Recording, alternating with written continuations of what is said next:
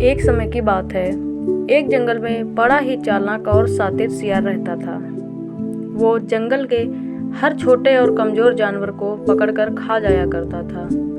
सारे जानवर उससे परेशान हो चुके थे, पर वे जहाँ भी छुपते तो वो सियार कोई ना कोई युक्ति लगाकर उन्हें ढूंढ ही लेता और खा जाता।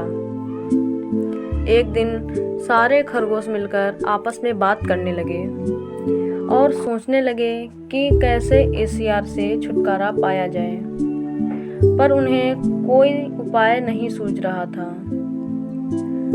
दिन प्रतिदिन उस सियार का आतंक बढ़ता ही जा रहा था। एक दिन जंगल में जोर से किसी ढोल के बजने की आवाज आने लगी। सारे जानवर सोच में पड़ गए कि जंगल में आखिर ढोल बजा कौन रहा है। किसी को कुछ समझ नहीं आ रहा था, तो सब ने सोचा कि वो ढोल के आवाज़ का पीछा करेंगे और पता लगाएंगे कि आखिर ये सब हो क्या रहा है।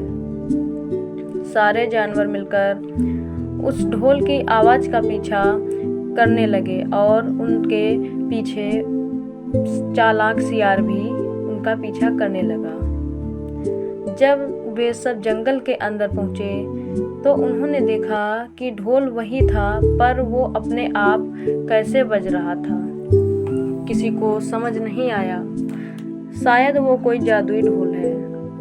एक चूहे ने कहा, हाँ मुझे भी लग रहा है। चूहे की बात को हामी देते हुए एक खरगोश ने कहा। सारे जानवरों ने यह तय किया कि वो ढोल को करीब से देखकर पता लगाएंगे कि आखिर ये जादुई ढोल यहाँ आया कैसे। और सारे जानवर उस जादुई ढोल के पास पहुँचे तो सब हैरान रह गए, क्योंकि उस ढोल के अंदर बहुत सारे मीठे मीठे फल भरे पड़े थे। सारे जानवर ये देखकर बहुत ज़्यादा खुश हो गए। चूहे ने झूमते हुए कहा कि हमारे हाथ तो खजाना लग गया है, अब उन्हें कभी भी खाने की कमी नहीं होगी। सारे जानवर खुशी से झूमने लगे और उन्हें कहाँ पता था कि वो चालाक सियार उनकी सारी बातें सुन रहा था और वो तो उस जादुई ढोल को चुराने की योजना भी बना चुका था।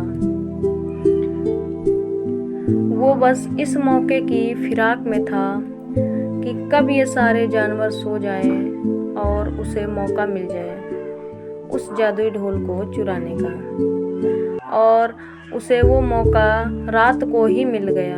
सारे जानवर उस जादुई ढोल के मीठे फल खाकर चैन की नींद सो गए। सियार ने जब देखा कि अब ढोल के पास कोई नहीं है, तब वो जादुई ढोल के पास गया और उसे चुराने के लिए उसे उठाने लगा। उसने जैसे ही उस जादुई ढोल को उठाया तो उसके नीचे एक जाल बिछा हुआ था, उसमें फंस कर रह गया।